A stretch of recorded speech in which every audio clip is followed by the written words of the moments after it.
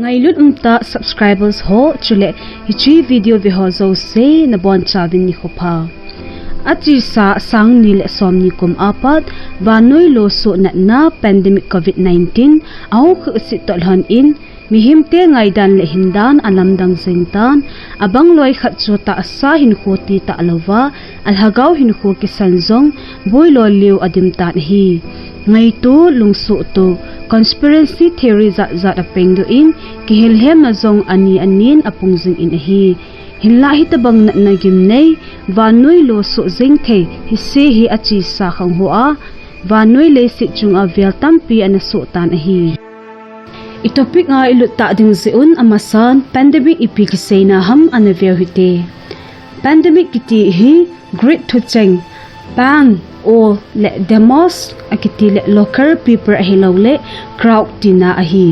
hiche ei ma pawa het be pen Asei din kila ato baita na epidemic gambe ti ta alova gambung continent helang a kila ato akitheza so teng le pandemic tia het ahi hiche na hung kondo na ho hi ivet le alhangpin le se chunga mihemte ahung pun to lhon in thena beza kino ta a mihemte le ganhin kinai cha a hom tuilona nala insa invel thin louna for sanitation chule kolchi tolchi le kivemi ho a kon in na hung kondo na le ki thelzal na hinom si in ahi chule tu lai vanoi khan tau to lhon in ahung kondo na le kila to dan le kivendan zong alang dam zip zip ni hi Tuni hin vanoi za analang na hise pandemic hichi izongle agimnei loitah kihe nga ho le hichin na kon'a mihemte ahung hoidoh dan u ana vekit hite 1 plague of Justinian Athiding'a koima kidalhah lo Natna hit pi Justinian pestis kiti zihin vanoi natna thilhamna thumvei anaso tan hi hichehol a plague of Justinian kiti zong hi khat an hi hichi natna hi Byzantine lengam khupi Constantine a CE zangale somli la khat kom in analhung in hi Egypt gam a Byzantine lenglen Justinian in anazo anala agam hon lengpa zanale kaipi dinga long ho chu changlam in Mediterranean tuipi chung a altol Constantine analhut ahi hinla hi chi changla a chun na po ju cha tampi zong anazau tha ta zi chun alunna Constantinople khopi chule avela Europe gambung Asia North Africa chule Arabia gama gammei ka bangin anachal in mihim million somthum apat somnga chan thizoding in anakisai in hi Julai patna chun lo la ailam a chi na het na asangpon hichina na a anahing do ho chu atam zo na nei ho kom a kitha alo ho chule ata sa dam theina immunity han ho bo anaso cha ovin again ahi number 2 black death quarantine kiti hu umdoh panna nupani ata asa chung vun ho an na blister ho umdo in hichi na bubonic plague chu panai chan ahung chal in Europe gampun pi anathulha in hi ti head in ana in hi July mi te ta sanchun hichi na bubonic plague chu kum zaget zo si le asa nga kho che in ahung ki te si e anativin hi akisei bangchun sang kha zathum somli le sagi kom in Europe gamsung mama a analang kit in kumli sung chun mehe million zaniwal at nathin ahi hichin na kivendoh na ding in lo sun in Venetian te vai hom na nuiza rugasa khupi kong kaimona chun hichi khupi zona hungkitol kong ho chu mikho somthum an heng tang jing Venetian dan in Trentino tin an he ovin ahi hilla hichini khu chu asu saube ovin ni khu somli anelhin saun Corintino tin an he ovin ahi hichya kun a tuni chana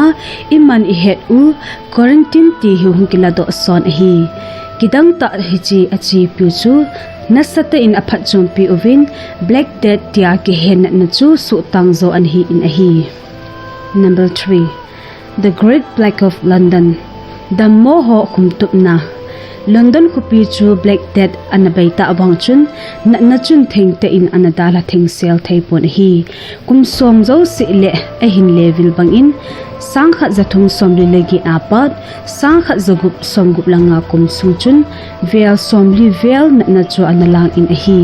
chule khat ve alan se in London khupia mihim zakhat la a som mi hin hu ana chai pe in a hi sang khat le zanga kum apat England vai pohon zong ga te in dan ana chi privin adammo ho chule adammo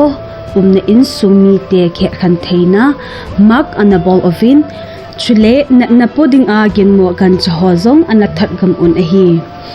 achai ne pena head in sang khat zagup somgup langa kum a analhung the great plague sang khat zagup somgup langa ti a anaki he achun hasagi ka asung achun London khupi a cheng mihim lakhat war anathi uvin a hi mi pi ki khom na le ki ti na thei mun ho zo se kha anhin adamo a ki he ho imbang a cross lim asana sut pi an hivin agimnei dan chu mihim ho chu mass grave ti chulhan khu khana mi alomlom in anavoizing uvin a hi. Number 4 smallpox European gam a ko na in vannoiya ananoi gep in a hi smallpox sumpo tia kihe na hi Europe Asia le Arabia gam ho a kumzabi tampi masangapat ana so jing na mihim som la a thumvel ana that jing khat chu hi hinla khang tha gam tha mi ho ading a theipa an hi be se pon hi hezi a chu hichi gam tha tia kihe American le Mexico gam ho a na cheng lui mi ho la a an lu chun mihim asanga sim anathivin a hi America gambung sung a mihim zakhala somko a hilole somko langa person anathiham un a hi Mexico gamsung a acheng lui million zakhat chu million khat aphazo na ana ovin a hi anakiti hinla na hive kise hola a lokap vaccination zal a kisotang masapen chu hichi na sumpo smallpox hi anahi Dr. Edward Jenner kitipan smallpox na akon azandam thaina lo chu anapodo in amasapen ading in sangkhat zasagi le somgup lako kom in lauki ka masapen la chu anabol in a hi hilla hi china na su be a hinading kumzabi niwar analut in sangkhat zako somge kom in World Health Organization in smallpox na chu su be a hitai tin anaphong do un a hi. Number 5 cholera Public Health Research ading a galzona kumzabi somna ko ki patlam chun England gamsung a cholera tia kihe oilei e khon na zihin mihim sanga sim anathi ubin a hi July patna scientist ho chun hichi na hi hui zat khat mesma kiti a kon a hi anativin a hi hinla Dr. John Snow kiti pachun ginmo na kho ta tuini a kon hiding in anagingmo in a hi hezi chun amata ki patdo in achi sani kho somsung a thiho mihim zanga wal ho chanchin chu a hin hol in a hile about in borat strip kiti mona pam tui kaina velam ho chunga su ngan hidan anamu do in a hi hichi pha chun Dr. John Snow in jong a vel a thunei ho kom achun hichi pom chu asu sit na ding uvin ana sei in su sit an in a hi hichi zo chun cholera na chu zan khat ka in a baita na hi hichia kon chun vanui za thunei vai hom tampin hupi ki mancha ana thena tui lam veining leka sanitation lam hata hin ko asa uwa mi pe ne eding tui theng patia ve sui a hitalhan in cholera na chu khamtang an hi zovin a hi achunga a hin se u pandemic tampi ana sola a phap khat ba hi jongleh hicha kon a he do imu do the u chu hitabang na hise hi aphat akhang a so ji khat chu a hi hisi chun hitabang din mun le khang in ipha hita ji chun lol hin na le kivendoh na phapen chu mihim e ho khona mama a hi